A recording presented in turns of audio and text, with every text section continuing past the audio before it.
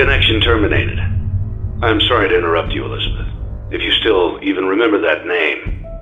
But I'm afraid you've been misinformed. You are not here to receive a gift, nor have you been called here by the individual you assume, although you have indeed been called. You have all been called here, into a labyrinth of sounds and smells, misdirection, and misfortune. Hello everyone and welcome to today's video where I will be talking about a theory that we have come up with, that being me, Colton, Sombrero Cat 2, and my brother have come up with, that might just connect the Mimic, William Afton, Burn Trap, the Nightmare staff bots, and possibly even Fiona Murray. So we were all just chilling and talking about Funaff and the Mimic and the new games and how the Mimic went from where we found it, left it at the end of Secret of the Mimic, and where we found it in ruin underneath the Pizzaplex. And the question was asked, how did the Mimic go from mimicking Fiona Murray, the wife of Edwin Murray, creator of the Mimic, to William Afton, whose actions were displayed in the Help Wanted game and the in-universe Five Nights at Freddy's games created by Steve Snodgrass, which is FNAF 1 through 4. But nobody actually knew it was William Afton who did it.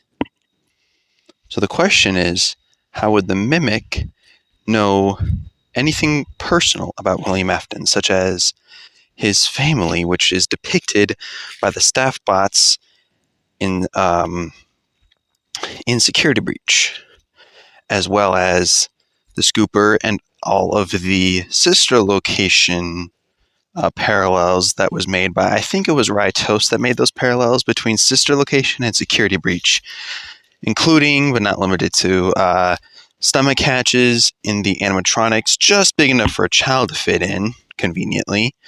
The Scooper we found in Ruin, among other things, including tanks of gas, which aren't labeled hallucinogenic gas, but is most likely hallucinogenic gas. All of which would have been hidden from the public, and no one would have known and could not have connected it to William Afton or his previous incarnations as the character Spring Bonnie, as we see his original, as we see Glitch Trap take up his original form as his Fall Fest costume. So again, the question is raised, how does the Mimic know all of these things about William Afton if none of these things were made public for it to find and mimic?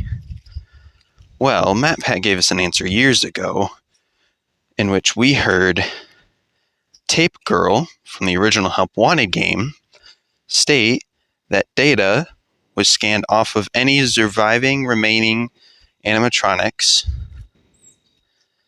and put into the Mimic program to be better used for the Storyteller program used in the Pizzaplex. The theory states that one of these animatronics was the remains of Scrap Trap. And so it scanned the technology and the memories of the Spring Bonnie suit, which, one, the suit itself witnessed most of the horrors that Afton committed, and two, potentially an imprint of Afton's soul as a byproduct of him possessing it for so long. And third, or that is where and how Cassidy is creating Ultimate Custom Night. Either way, a copy of Afton's memories was implanted into the Mimic program used in the Storyteller, which then birthed Glitch Trap. And that makes sense, right? I mean, it makes a lot of sense. But we agreed that we feel like that's not the whole story. Especially with Secret of the Mimic having come out, and us witnessing more of the Mimic's behavior and character. By the end of Secret of the Mimic program, the one specifically installed in the M1 Endo, is mimicking Fiona Murray, who was the late wife of Edwin Murray, who created the mimic. And it was mimicking her wants and motives to the best of its rudimentary artificial understanding, which I believe was touched on by John Funaff not too long ago. And his videos are very important, especially his recent videos, very important to this theory, which I will get to later. But with the mimic having its own agenda and its own goals, suddenly switching to Afton's, I mean, not suddenly, it was like close to 50 years that took that place in that transition, but regardless, it felt like there might be a bit more to it. And then Sombrero Cat 2 brought up the brilliant point that the Pizzaplex was built on top of the FNAF 6 pizzeria, which, if it wasn't moved for said chip scanning, which would mean Afton's remains are still down there. And he is currently being tortured, and having been tortured for probably a decade or two, which would create a lot of agony. Now, small side tangent about Agony. If you don't know, Agony is a spiritual energy force created by negative emotions, similar to Remnant, but a darker version. And if you're unfamiliar with Remnant, Remnant is kind of a soul's imprinting on something, usually in the FNAF franchise specifically, metal, the endoskeletons, as we were introduced to it in the Silver Eyes novel, specifically the Twisted Ones, I'm pretty sure.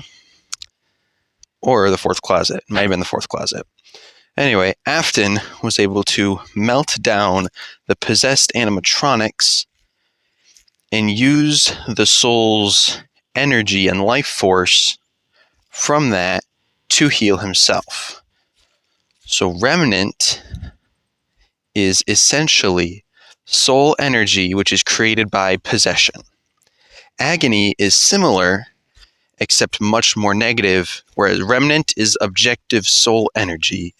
Agony is specifically pain, anger, and suffering, and is able to almost have a consciousness of its own, in theory. I believe we may have been told that by a Fazbear Frights book or two.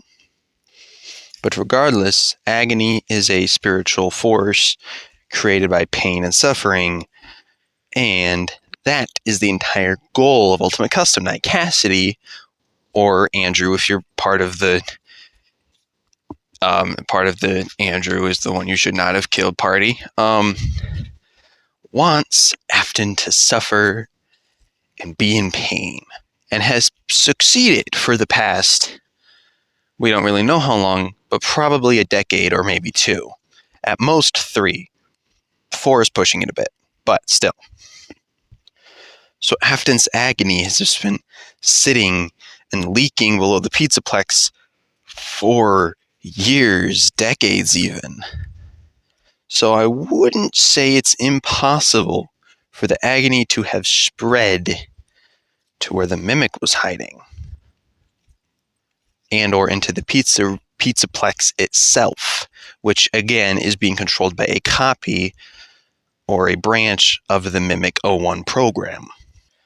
So the Mimic has access to Afton's memories, as well as and or his agony influencing it to become more like him. So as well as mimicking, having the data to mimic, it now has the desire to, the prompting to, from the agony influencing it. But that's just the first part of this theory. There's a second part, which I personally find much, much more interesting. As we were discussing this, I brought up the point that in the lower levels, you can find staff bots, which are painted to look like the Night Marionette, as well as having this almost dark, almost green goo on them. And I said potentially that could be agony. That could be agony corruption, infestation, right? The agony attaches to whatever it can and is then corrupting the staff bots. But the one question was, then why look like the Night Marionette? If it was Afton's agony, it would probably be some kind of rabbit, right? That makes sense. But they're not. So that kind of put a hole in my idea. Until Sombrero Cat 2 brought up John Funaff's newest video, in which he connects the Night Marionettes to the Mimic and Fiona Murray, and the Help Wanted game. For a brief summary, the theory goes as such. The Night Marionette is not a canon character. This was confirmed by Scott Cawthon way back in when the FNAF 4 Halloween update happened. He said it is not canon, these characters are not canon. Then the Jackos and Night Marionette both appeared in Ultimate Custom Night, both of which were instead uncanon FNAF 4 Halloween update. So this kind of threw some shade on their canonicity, so they were dubbed, ambiguously canon. But then the Night Marionette plushies and staff bots and security breach happened.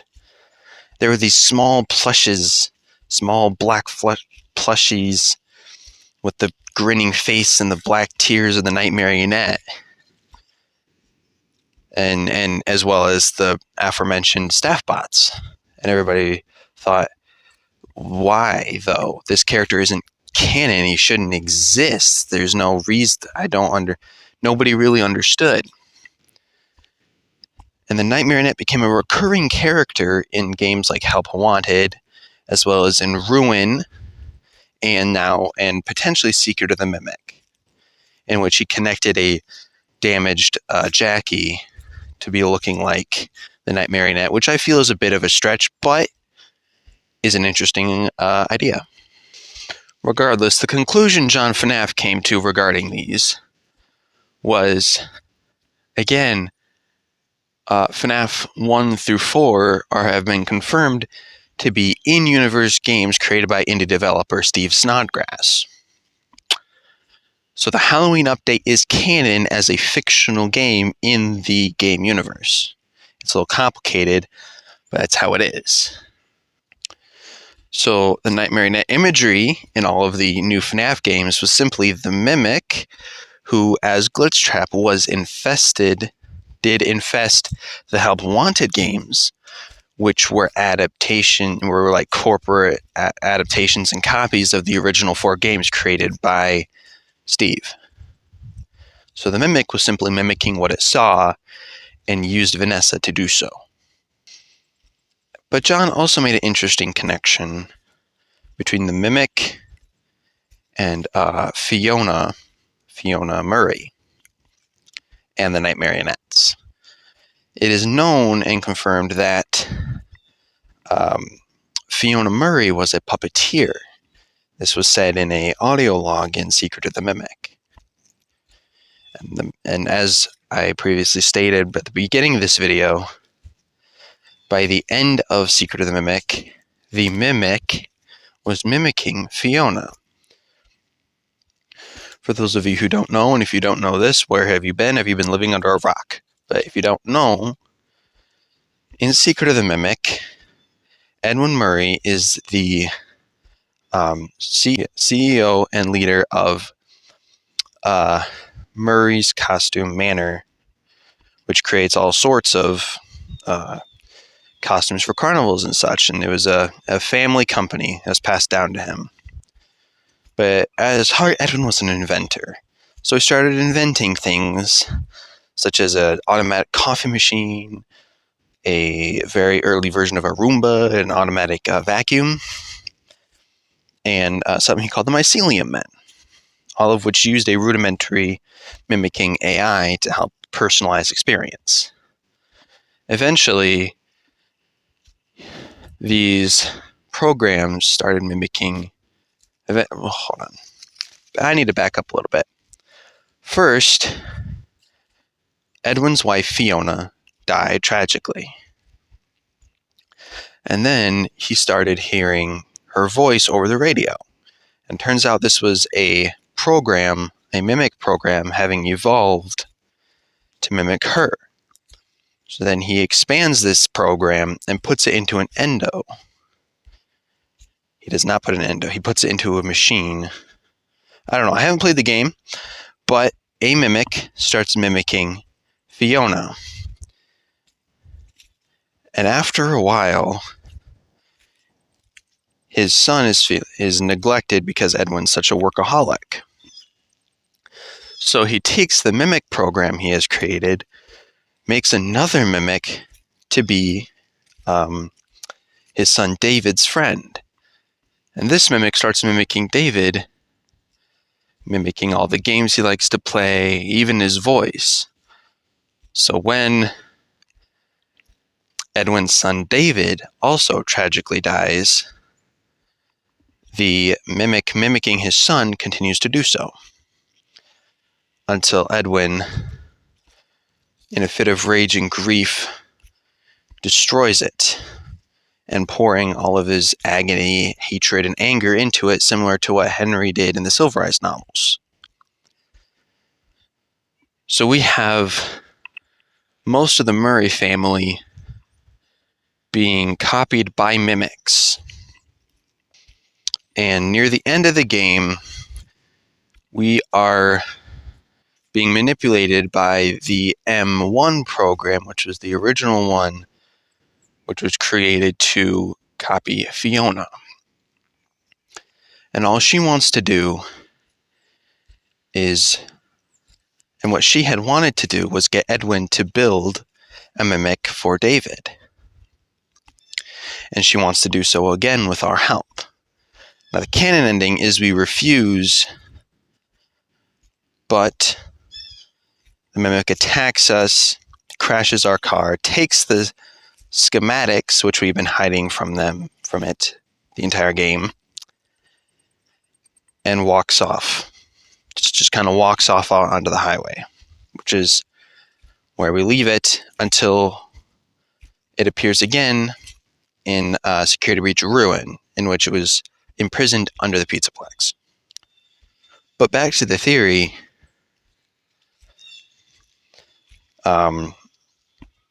Fiona was a puppeteer, and that's how she first met Edwin. And there was a small connection there between her, the puppet, and Jackie, whose music box uses the same sound as the one from Funaff 2, the same chime, music, jingle, whatever you want to call it. So the puppet, in a way, is connected to Fiona and the mimic. And that got my head rolling. All of our heads rolling, really. And then it struck me how similar the Afton and Murray families were.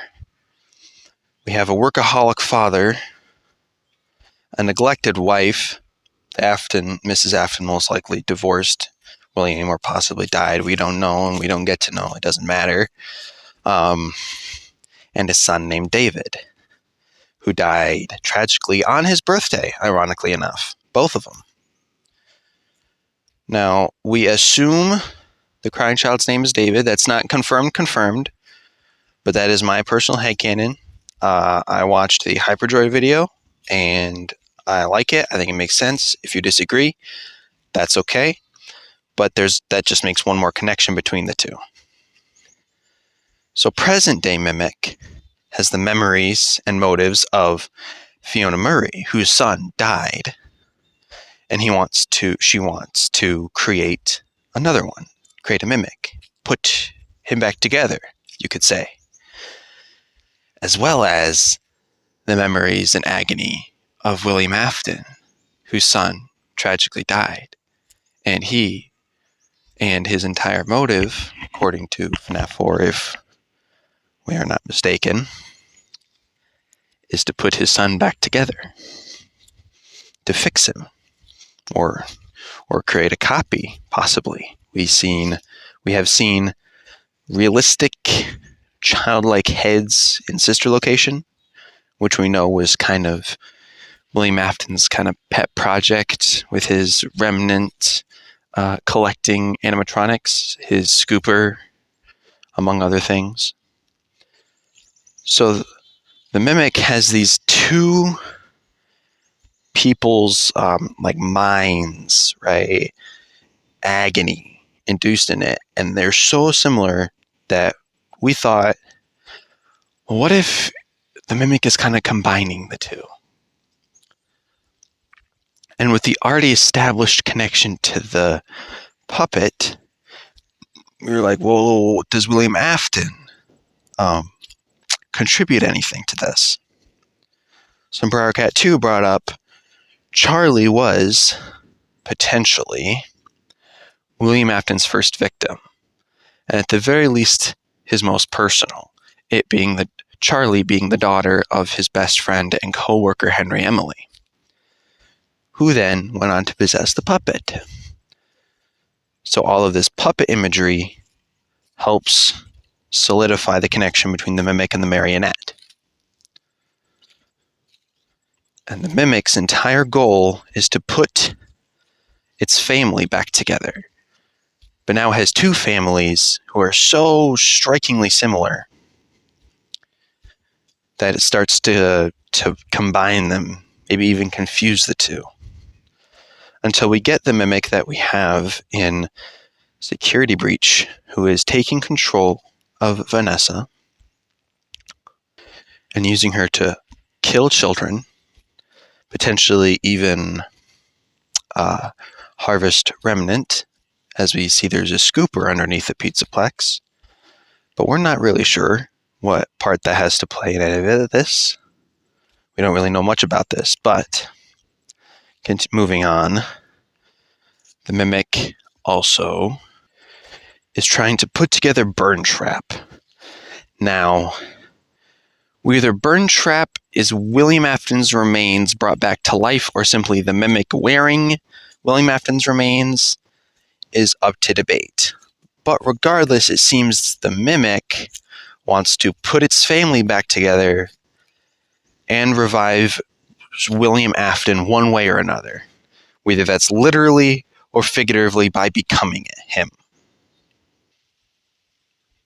Two people, two Mimics, one goal. That's our theory. Yeah, we came up with this one at close to midnight. It was a later night than usual. It was fun, but yeah, that's the general gist of it. Hope you like it. Please like and subscribe, and leave any thoughts or theories of your own in the comments below. And you have a good day.